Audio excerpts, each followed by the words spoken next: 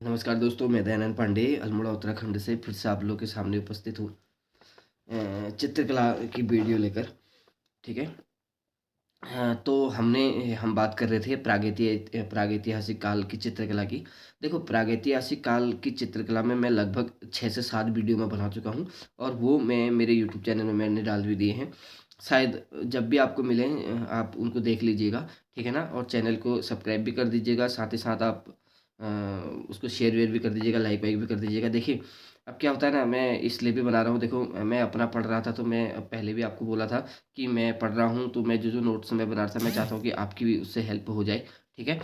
तो अ, आपकी भी हेल्प हो जाए और साथ साथ मेरा रिवाइज भी हो जाए, रिवीजन भी हो जाए। ठीक। तो चलिए अब हम बात करते हैं। शायद मुझे लगता है आज की वीडियो थोड़ा सा लंबी हो जाएगी, क्योंकि देखिए मैंने आपसे कहा था कि जब प्रागैतिहासिक काल के हम कंप्लीट कर देंगे उसके क्वेश्चनों को, तो उसके बाद जो भी शॉर्ट शॉर्ट नोट्स जो भी हम ख़त्म कर देंगे। उसके बाद फिर मैंने आपसे कहा था कि मैं आपको एक पेपर करवाऊंगा जो मेरी बुक में ही है, बुक से करवाते हैं। उसमें बहुविकल्पी क्वेश्चन है और उसी में 4 आंसर नीचे दिए गए हैं। आपको उसी में से एक को टिक करते हुए चलना है। ठीक है ना। तो अगर आप लोगों ने ये वीडियो देखी, जब भी आप देखेंगे, जब भी आप देखें, तो देखिए मेरा तो मानना ये है ना, मैं किसी को जिद नहीं करता। ठीक है ना। मैंने कभी, मैं आपसे ये नहीं कह रहा हूँ कि आप इन्हीं को देख के जाइए, आपकी इच्छा है आप देखें ना देखें। ठीक है ना। पर आपको मिलते हैं तो आप देखिएगा जरूर, क्योंकि क्या हो जाता है ना, जब भी मिले, चाहे आपको ये कल मिले या एग्जाम के 2-3 दिन पहले मिले, ज़्यादा नहीं है, 7-8 मिनट की है, बहुत से बहुत 10 मिनट 12 मिनट की एक वीडियो अधिकतम कोई जाएगी, तो वो 15-20 मिनट जाएगी, इससे ऊपर वीडियो नहीं जाएगी।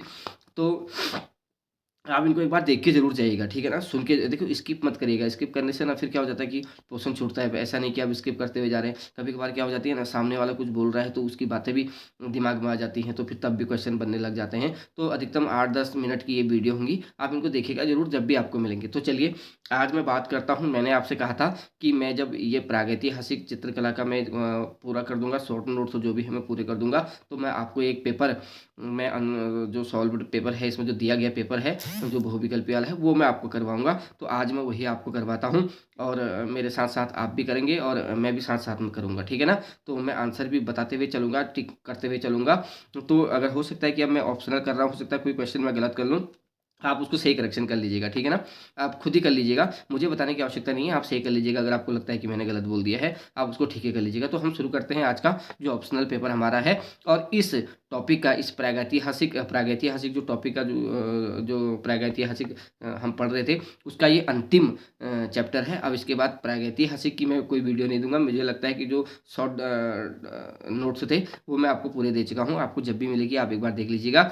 अब हम इसके बाद बात करेंगे, जो अगला जो हमारा रहेगा पार्ट 2 हमारा रहेगा, तो उसमें हम हड़प्पा, मोहनजोदाड़ो और की जो सभ्यता है उस सभ्यता की हम बात करेंगे। ठीक है ना। तो वो हम करेंगे नेक्स्ट वीडियो में। अभी हम अब ज़्यादा समय नहीं लेते हुए क्या करते हैं, पेपर को सॉल्व करते हैं। तो मेरे साथ साथ आप भी करिए, मैं भी करता हूँ। और जो जो आपको सही लगते हैं, मैंने आपको बोल दिया है, जो भी अगर हो सकता है मैंने कोई टिक गलत कर दूँ तो आप उसको खुद ही सही कर लीजिएगा, मुझे बताने की आवश्यकता नहीं है, आप खुद कर लीजिए आपको जहाँ भी लगता है। ठीक है ना। और शुरू करते हैं हम अपना बहुविकल्पी वाला ये प्रागैतिहासिक चित्रकला का अंतिम और लास्ट टॉपिक। ठीक है। इसके बाद प्रागैतिहासिक का नहीं देंगे, अब जो चैप्टर चलेगा वो अगला चलेगा। चलिए फिर शुरू करते हैं। ओके, हम शुरू करते हैं। बहुविकल्पी प्रश्नों की मैंने आपसे बात करी थी। मैंने आपसे कहा था कि मैं आपको बुक से ही इनको दूंगा। तो ये इसमें इनके क्वेश्चन भी दिए हैं और साथ ही साथ 4 इसके आंसर भी दिए हैं। तो हम इसको करते हुए चलते हैं। अगर आपने शायद ये पहले मेरी जो वीडियो मैंने दी है अगर वो पढ़ ली होंगी, तो शायद मुझे लगता है आसान हो जाएगा इस पेपर को बनाना आपके लिए। शुरू करते हैं। पहला क्वेश्चन है, किस स्थान पर भारतीय पूर्व ऐतिहासिक चित्रकारी के नमूने मिलते हैं। देखिए, अब पूर्व ऐतिहासिक चित्रकारी की बात कर रहा है तो जाहिर सी बात है होशंगाबाद में भी मिलेंगे, मिर्ज़ापुर में भी मिलते हैं और भीमबेटका में भी मिलते हैं। तो इसका आंसर हो जाएगा उपरोक्त उपरोक्त सभी। ठीक है ना, ये इसका आंसर हो जाएगा। ठीक है। फिर है, भीमबेटका नामक पहाड़ी में कितनी गुफाएं प्राप्त होती है। मैंने आपको बताया था, आपने पढ़ा होगा। तो उसमें जो गुफा में देखो, भीमबेटका में बोलते हैं कि सबसे ज़्यादा गुफाएं वही मिलती है प्रागैतिहासिक काल की, तो वो 600 गुफाएं मिलती हैं और जो 275 हैं उनमें चित्र मिलते हैं। ठीक है ना। तो इसका आंसर हो जाएगा ख 600। ठीक है ना। फिर है भीमबेटका क्या है? देखिए मैंने बात भी करी थी उस समय आपसे, मैंने आपसे कहा था कि बहुत बार क्वेश्चन पूछ देता है कि भीमबेटका क्या है? तो भीमबेटका क्या है? एक पहाड़ी है भीमबेटका, ठीक? फिर अगला क्वेश्चन है, क्वेश्चन नंबर चौथा है, भीमबेटका गुफा कहाँ पर स्थित है? देखिए आपको पता होना चाहिए भीमबेटका गुफा कहाँ है, तो हमने बात करी थी भीमबेटका की, हम बोलते हैं कि मध्य प्रदेश में भीमबेटका गुफा स्थित है। और अगला क्वेश्चन है, क्वेश्चन नंबर 5वां दिया है, भीमबेटका चित्रों की खोज किसने की थी? देखिए भीमबेटका की खोज की हमने बात भी करी थी, हमने कहा था कि जो वाकड़कर थे, जो उज्जैन के प्रोफेसर थे, उस उज्जैन विवि के जो प्रोफेसर थे वाकड़कर, उन्होंने इसकी खोज की थी, ठीक है ना? अगला क्वेश्चन है, भीमबेटका की गुफा की खोज हुई। देखिए अब मैं उसमें हमने बात भी करी थी कि वाकड़कर ने की थी और वो की थी 1958 में, ठीक है? फिर अगला क्वेश्चन है, भीमबेटका में कौन से चित्र हैं? तो जाहिर सी बात है भीमबेटका की हम बात करते हैं, बौद्ध होंगे नहीं, ईसाई होंगे, जैन होंगे नहीं, ठीक है ना? तो हम बात करते हैं तो फिर एक ही बचता है प्रागैतिहासिक काल के। देखिए एक चीज़ हमेशा आप याद रखिएगा, जब भी आप ऑप्शनल बनाते हैं ना, तो जो प्रश्न के जो ऑप्शनल दिए गए हैं उनको एलिमिनेट करना भी सीखिएगा, ठीक है ना? कभी कभार जैसे देखिए यही क्वेश्चन है, भीमबेटका में कौन से चित्र हैं? तो देखिए बौद्ध के वहाँ होंगे नहीं, ईसाई वहाँ होंगे नहीं, जैन वहाँ होंगे नहीं। क्यों? क्योंकि वो प्रागैतिहासिक चित्रकला के प्रमुख केंद्र है भीमबेटका, ठीक है? तो इसीलिए आंसर क्या हो जाएगा? आंसर हो जाएगा पहला क प्रागैतिहासिक काल, ठीक है ना? भीमबेटका की गुफा के चित्रों में सबसे अधिक रंग कौन सा प्रयोग किया गया? देखिए मैंने आपको बोला भी था कि यहाँ जो रंग प्रयोग हुआ है वो आपका लाल रंग यहाँ प्रयोग सबसे सर्वाधिक हुआ है, ठीक है ना? और प्रागैतिहासिक काल की अगर हम बात भी करते हैं तो वहाँ लाल के साथ साथ गेरुए रंग का भी प्रयोग किया गया है, ठीक है ना? फिर अगला है, भीमबेटका के चित्र अधिकतर कहाँ बने हुए हैं? देखिए सबसे बड़ी बात तो है कि शैल चित्र हैं, तो जाहिर सी बात है कहाँ बने होंगे? दीवार व छतों पर ही बने होंगे, ठीक है ना? दीवारों और छतों पर इनको बनाया गया है, ठीक? भीमबेटका किस शहर के पास स्थित है? तो हमने बात भी करी थी, जो भीमबेटका है तो आपने इसमें देखा होगा ये एमपी में है, भोपाल में, तो इसने इसमें दे दिया शहर दे दिया, तो हम इसमें क्या कर देंगे? भोपाल, इसका हम सही आंसर लगाएंगे, ठीक है ना? तो अगला हम इसमें करेंगे अब हम अगला जो हमारा क्वेश्चन रहेगा, क्वेश्चन नंबर हमारा है 11, ठीक है? तो इसमें है, भीमबेटका की शिला उत्कीर्ण चित्रकारी किस अवधि की है? देखो मैंने आपको बताया भी था कि भीमबेटका की जब हम बात करते हैं तो जो उसकी जो उत्कीर्ण जो शैली है वो मेसोलिथिक है। क्या है? मेसोलिथिक में वो चित्रकारी की गई है, उत्कीर्ण किए गए हैं, ठीक? तो बात भी करी थी, शायद अगर आपने पढ़े होंगे तो आपको याद आ रहा होगा कि मेसोलिथिक मैंने बात करी थी वहाँ, ठीक है ना? फिर अगला क्वेश्चन है, क्वेश्चन नंबर 12, भीमबेटका लखनी यादरी पंचमढ़ी प्रसिद्ध है। जाहिर सी बात है, देखो स्तूप के लिए होंगे नहीं, विष्णु मंदिर के लिए होंगे नहीं, गुफा के लिए होंगे नहीं, तो जाहिर सी बात है प्रागैतिहासिक चित्रों के लिए ही ये फेमस होगी, ठीक है ना? तो अगला क्वेश्चन है, क्वेश्चन नंबर 13, निम्न में से कौन सी प्रागैतिहासिक गुफा मध्य प्रदेश में स्थित नहीं है, बोल रहा है, ठीक है ना? तो देखिए अभी आपने देखा होगा जब हम मध्य प्रदेश की बात करते हैं तो आपने देखा होगा कि सिंगनपुर, आदमगढ़, भीमबेटका और लिखुनिया इसमें दी गई है, तो ये बोलता है कि एमपी में नहीं है। देखो लिखुनिया जो आता है ये मिर्ज़ापुर में आता है, पहली बात तो याद रखिएगा, ठीक है ना? तो मैंने इसलिए आपको बोला था लिखुनिया, भलडारिया, मैंने उसमें मैं करवाया भी था। अगर आप लोगों ने पढ़े होंगे तो शायद मेरे को लग रहा है आसान हो रहा होगा इनका आंसर देना इनको। देखो सिंगनपुर, आदमगढ़ और भीमबेटका ये सबके सब एमपी में हैं, लेकिन लिखुनिया जो है, लिखुनिया हो गया, भलडारिया हो गया, बेलारी हो गया, ठीक है ना, विडम हो गया, ये सब मिर्ज़ापुर में आते हैं, और मिर्ज़ापुर जो स्थान है वो है आपका यूपी में, उत्तर प्रदेश में, ठीक है ना? तो इसका आंसर हो जाएगा लिखुनिया। फिर है, भारत में प्रागैतिहासिक चित्रों की खोज का श्रेय खोज सर्वप्रथम किस क्षेत्र में हुई थी? जाहिर सी बात है, देखो हमने पढ़ा भी था कि प्रागैतिहासिक जो चित्र है वो सर्वप्रथम जो खोजे गए थे वो मिर्ज़ापुर में खोजे गए थे, तो इसका आंसर हो जाएगा गौ, मिर्ज़ापुर, ठीक? क्वेश्चन नंबर 15 में हम आएंगे, लिखा है, मिर्ज़ापुर की गुफाओं में सर्वाधिक चित्र इनमें से किस विषय पर बने हैं? देखो अभी हम इससे पहले वाले वीडियो में मैंने बात भी कर रखी है, अगर आप मेरी वीडियो देखेंगे अच्छे से तो आपको मिल जाएगा, उसमें मैंने बात कर रखी है, जो सबसे ज़्यादा जो चित्र मिलते हैं वो मिलते हैं आखेट के, आखेट के चित्र सबसे ज़्यादा सर्वाधिक वहाँ देखने को मिलते हैं, तो इसका आंसर हो जाएगा गौ, आखेट, ठीक है ना? क्वेश्चन नंबर 16 की हम बात करते हैं, मिर्ज़ापुर क्षेत्र की किन पहाड़ियों पर प्रागैतिहासिक गुहा चित्र बने हुए हैं? देखो बोला मिर्ज़ापुर के किस पहाड़, देखो मिर्ज़ापुर की पहाड़ी में अगर हमने बात करी थी तो कैमूर की पहाड़ी हम बात कर रहे थे मिर्ज़ापुर में, ठीक है ना? तो इसका आंसर हो जाएगा गौ, कैमूर की पहाड़ी, ठीक? तो आप जिसने भी देखी होगी वीडियो, शायद मेरे को लग रहा होगा उसके लिए आसान इन चित्रों को बनाना हो रहा होगा। तो अगला क्वेश्चन है, क्वेश्चन नंबर 17, प्रागैतिहासिक चित्रों का क्षेत्र मिर्ज़ापुर किस प्रदेश में है तो ज़ाहिर सी बात है, मिर्ज़ापुर की अभी हमने बात करी तो हम बात कर रहे थे भंडारिया की, लिखुनिया की हम बात कर रहे थे, तो ज़ाहिर सी बात है उत्तर प्रदेश में यह क्षेत्र है। ठीक है ना। क्वेश्चन नंबर 18वां है, मिर्ज़ापुर किन क्षेत्रों का कला क्षेत्र है। ठीक है ना, मिर्ज़ापुर किन क्षेत्रों का कला क्षेत्र है, तो ज़ाहिर सी बात है प्रागैतिहासिक इसका आंसर होगा। अगला क्वेश्चन है क्वेश्चन नंबर 19, मिर्ज़ापुर में प्राप्त प्रागैतिहासिक चित्रों में नृत्य के दृश्य किस गुफा में अंकित किए गए हैं। ठीक है ना। अब देखिए ये क्वेश्चन आप इसको खुद ही बनाइएगा। ठीक है ना, कहाँ कहाँ नृत्य के दृश्य मिले हैं आपको पता होना चाहिए कि प्रागैतिहासिक काल में जो नृत्य किया जाता था वो जब वो लोग कोई सफलता प्राप्त कर लेते तो उत्सव नृत्य का उसमें करते थे। इसका आंसर आप खुद ढूंढिएगा। ठीक है ना। अगला है, सांभर के आखड़ का दृश्य किस गुफा में चित्रित है। देखिए सांभर का आखड़ भी मैंने पढ़ाया है, आपको पूरा मैंने दिया है, उसमें मैं देखते हैं कितने लोग इनका आंसर दे पाते हैं। ठीक है ना। भीमबेटका में प्राप्त चित्र कितने प्रकार के हैं, तो हमने बात करी थी भीमबेटका में जो चित्र हैं वो कितने प्रकार के हैं, शायद मैंने बताया भी था आपको भीमबेटका में जो चित्र हैं वो कितने प्रकार के हैं। ठीक है, चलिए इसको भी आप खुद करेंगे। पंचमणि क्षेत्र में चित्र कितनी श्रेणी में विभक्त है। पंचमणि की बात करते देखो मैंने लिखाया था कि पंचमणि के जो चित्र हैं वो कितने भागों में वो हैं। ठीक है ना। अब मैं सारे के सारे क्वेश्चनों के आंसर तो मैं आपको नहीं बताऊंगा, कुछ आपको खुद भी इसमें से देखने पड़ेंगे। ठीक है ना। फिर है, पंचमणि में 5 गुफा काटकर बनाई गई जिनके बारे में कहा जाता था। जाहिर सी बात है ये तो आप वैसे भी इसको कर देंगे, पांडवों के वनवास निवास स्थल की इसमें बात की गई है। ठीक है ना। फिर अगला है, भारत में सर्वप्रथम प्रागैतिहासिक काल की चित्रकला की खोज किसने की थी। जाहिर सी बात है प्रागैतिहासिक काल की चित्रों की हम बात करते हैं तो जब हम प्रागैतिहासिक पढ़ते हैं तो हम बात करते हैं अंग्रेजों ने इसकी खोज की थी। ठीक, चलिए अब कुछ क्वेश्चन मैं इसमें छोड़ भी दूंगा। ठीक है ना, जो मुझे थोड़ा टफ लग रहा है मैं उनको छोड़ दूंगा। देखते हैं अगर आपने किए होंगे, पढ़े होंगे ये क्वेश्चन, मेरी वीडियो देखी होंगी तो जाहिर सी बात आप इनको कर देंगे। ठीक है ना। अगला क्वेश्चन इसमें है, होशंगाबाद क्षेत्र की आदमगढ़ पहाड़ी में चित्र है। अब देखो होशंगाबाद की जो आदमगढ़ की जो पहाड़ी है वहाँ जो चित्र हैं वो प्रागैतिहासिक काल के चित्र हैं। होशंगाबाद किस चित्रकला के लिए जाना जाता है। होशंगाबाद जो चित्रकला है, अब देखिए शैल चित्र, देखो शैल मतलब होता है पत्थर। ठीक है ना, तो पत्थरों में बनाए गए चित्रों के लिए ही उसको जाना जाता है। जिराफ ग्रुप का चित्र मिलता है। देखिए एक क्वेश्चन ही आ गया, इसको भी मैं छोड़ देता हूँ आपके लिए। जिराफ ग्रुप का ये भी आप इसको देखिएगा, देखते हैं कितने लोग इसके आंसर दे पाते हैं। ठीक है ना। पंचमणि की खोज किसने की थी। पंचमणि की खोज भी मैं आपके लिए छोड़ देता हूँ। देखो मैंने आपको पूरा एक बना के दिया है उसमें कि पूरा एक डायग्राम बना के दिया था किसकी खोज कहाँ और कब कैसे और किसने की थी, ये आप खुद देखिएगा। ठीक है ना। एक विशालकाय बकरी का चित्र किस गुफा में। देखिए चित्रों का भी मैंने पूरा वर्णन, पूरा एक डायग्राम बना के रखा है, वो भी मैंने आपको दिया है, इसका आंसर भी आप खुद ही ढूंढेंगे। ठीक है ना। अब ये कुछ ऐसे क्वेश्चन हैं जो टफ है, जो मैं आपको नहीं बता रहा हूँ, आपको पता तो लगे कि आपने पढ़ा है नहीं पढ़ा है। अगर आपने पढ़ा होगा तो आपको पता लग जाएगा। ठीक है ना।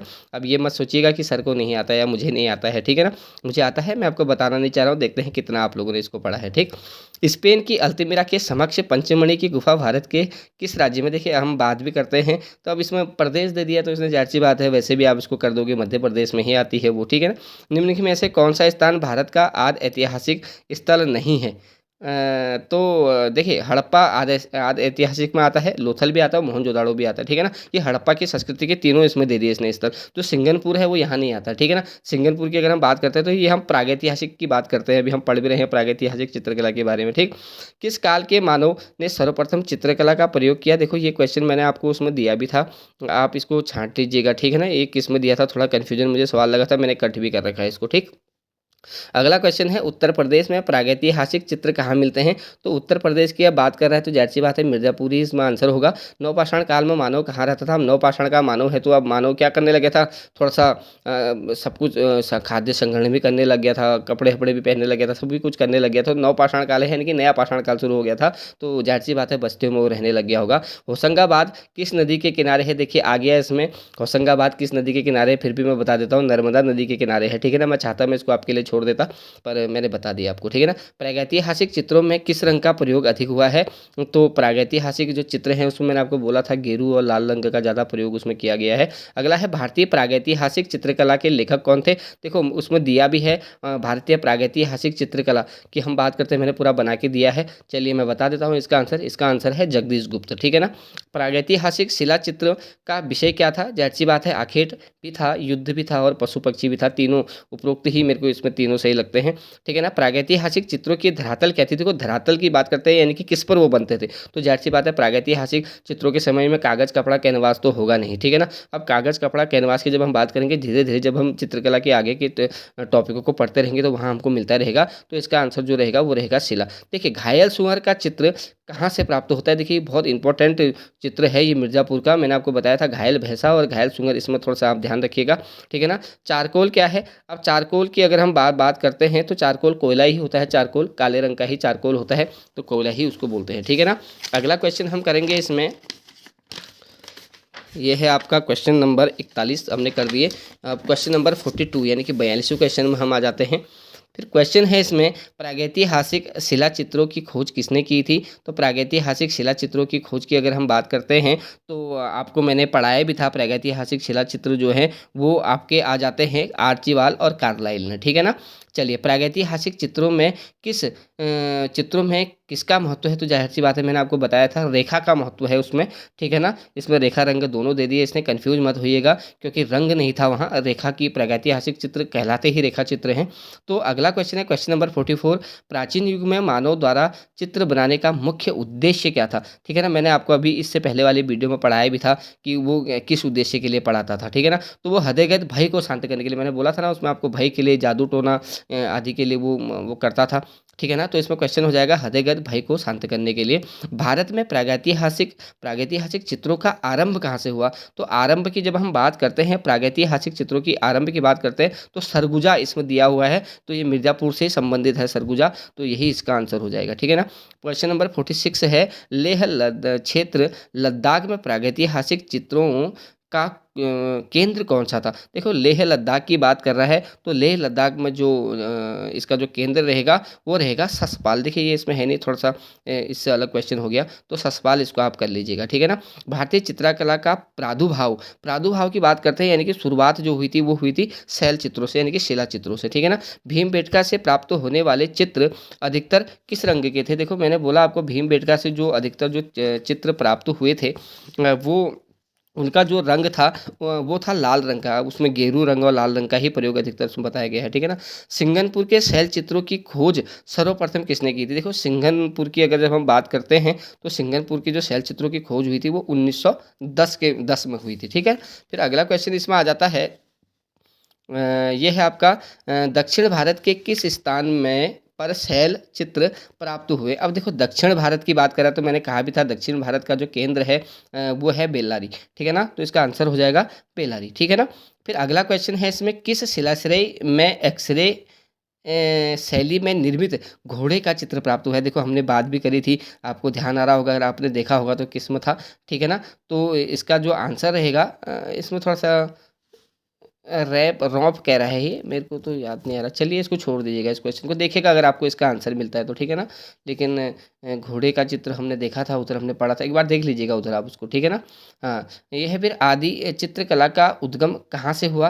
देखो आदि चित्रकला का जो उद्गम हुआ है वो हम मानते हैं उसको गुफाओं से ही मानते हैं, गुफा चित्र ही हम बोलते हैं, तो गुफाओं से ही हम उसको मानते हैं, ठीक है ना। फिर अगला है, सन 1899 ईस्वी में काकबर्न का लेख cave cave drawing in the Kaimur range, ठीक है ना। Kaimur range north west provinces, अच्छा दिख नहीं रहा इधर, प्रोविंसेस किस जर्नल में प्रकाशित हुआ? बोला कि कहाँ प्रकाशित किया गया? 1899 में, 1899 में, ठीक है ना। तो इसका जो आंसर रहेगा वो है आपका जर्नल ऑफ द रॉयल एसोसिएटी सोसाइटी में, ठीक है ना, यानी कि ठीक है ना। चित्रकला का कार्य क्या है? तो देखो चित्रकला का कार्य अगर हम बात करते हैं, अगर कोई भी चित्रकार है तो क्या करता है, किसी भी चित्र को बनाने के लिए उसका रूप का आभास करता है, ठीक है ना। अगला क्वेश्चन है इसमें, देखो हाथी घोड़े महिष सांबर जिराफ अर्थशास्त्री अश्वरोही धनुर्धारी आदि छेपांकन पद्धति में कहाँ चित्र पाए जाते हैं? तो देखो हमने छेपांकन पद्धति की बात भी कही थी, तो ये आदमगढ़ होशंगाबाद में ये चित्र पाए जाते हैं, ठीक है ना। आदमगढ़ होशंगाबाद में पाए जाते हैं, ठीक। अगला क्वेश्चन इसमें आ जाता है, यह है आपका सिंघनपुर के एक मार्मिक आखेट दृश्य में क्या चित्रित है? सिंगनपुर के एक मार्मिक आखिर दृश्य में क्या चित्रित है, इसने बोला। तो ये क्वेश्चन नंबर आपका है 56। तो आप बताएंगे 56 का जो आंसर है वो है जंगली सांड को पकड़ने का दृश्य, ठीक है ना। फिर है बाजार केव में किसका विशालकाय चित्र है? बाजार केव में जो विशालकाय जो चित्र है वो चित्र है आपका बकरी का, ठीक है ना। देखिए बकरी, विशालकाय बकरी की एक बात करी थी हमने वहाँ, अगर आप देखेंगे तो आपको मिल जाएगा, ठीक है ना। घायल भैंसा को तीरों से बिधा दम तोड़ते हुए कहाँ दर्शाया गया है? देखिए ये भी हमने उसमें पढ़ा था, ये दर्शाया गया है सिंघनपुर में, ठीक है ना। इसके बाद जो क्वेश्चन है, इमली खोह में किस पशु के आखिर का दृश्य है? इमली खोह में जो आखिर पशु के आखिर का दृश्य है वो है आपका सांवर का, ठीक है ना, सांवर, ठीक। उसके बाद अगला क्वेश्चन इसमें आ जाता है, 60वां क्वेश्चन है, मिर्जापुर में किन पशुओं के दृश्य मार्मिक हैं? यानी कि मार्मिक का मतलब है दया भाव जिसमें जग जाता है, ठीक है ना। ऐसे कौन से चित्र हैं? तो देखिए वहाँ आपने देखा होगा गैंडे तथा सूअर का शिकार उसमें दिखाया गया है, तो वही उसके मार्मिक चित्र हैं, ठीक है ना। अगला क्वेश्चन है, पंचमढ़ी के क्षेत्र में माडादेव गुफा की छत में किस हिंसक पशु का आखिर दिखाया गया है, ठीक है ना। तो इसका जो आंसर रहेगा वो रहेगा आपका, वो है शेर का आखिर, ठीक है ना। अब देखो हिंसक पशु कौन हो सकता है? शेर ही होगा, जाहिर सी बात है, ठीक है ना। पंचमढ़ी कहाँ स्थित है? ये आपको पता ही है, पंचमढ़ी कहाँ स्थित है, ये आपका भोपाल में आ जाता है। प्रागैतिहासिक चित्रों की क्या विशेषता है? देखो उसमें आपने देखा होगा प्रागैतिहासिक जो चित्र थे वो रेखांकन उनका उनमें प्रमुख था। फिर उसके बाद है निम्नलिखित में से कौन सा खनिज रंग नहीं है? तो खनिज रंग नहीं है तो कौन सा? एक्रेलिक। देखो गेरू, पेवड़ी, रामरज की हमने बात अभी करी थी, प्रागैतिहासिक काल में हमने पढ़ा था, गेरू भी पढ़ा था उसमें, ठीक है ना। तो एक्रेलिक रंग इसमें क्या नहीं आता? खनिज रंग के अंतर्गत नहीं आता है, ठीक है ना। तरासे गए चमकीले पत्थरों के औजार कहाँ प्रयोग किए गए हैं? तो ये इसका आंसर जो रहेगा, देखो तरासे के चमकीले हैं तो जाहिर सी बात है अब चमकने लग गए हैं तो नवपाषाण काल में होने लग जाएंगे, ठीक है ना। सबसे पुरानी ज्ञात कलाकृति है, अब देखो सबसे पुरानी जो ज्ञात कलाकृति है वो भीमबेटका पेट्रोग्लिप्स है, ठीक है। तो ये थे 66 क्वेश्चन इस बहुविकल्पीय क्वेश्चन पेपर के। तो मेरे को लगता है ये आपको पसंद भी आएंगे, और जो मैंने छोड़ रखे हैं उनको आप करने की कोशिश भी करिएगा। और मैंने आपसे कहा था कि मैं प्रागैतिहासिक जब चित्रकला का हमारा केंद्र ये सब कुछ पूरा हो जाएगा तो मैं आपको एक बहुविकल्पीय प्रश्न पत्र मैं दूंगा, तो मैंने वो आपको इसी बुक से दे दिया है। तो मेरे को लगता है आपको पसंद भी आया होगा, और आप इसमें से बहुत सारे क्वेश्चन, मेरे को लगता है काफ़ी सारे क्वेश्चन इसमें इंपॉर्टेंट भी हैं। इंपॉर्टेंट क्वेश्चनों को आप नोट डाउन कर लीजिएगा और इसको देखेगा जरूर। चलिए आज के लिए इतना ही करते हैं, आपका बहुत बहुत धन्यवाद।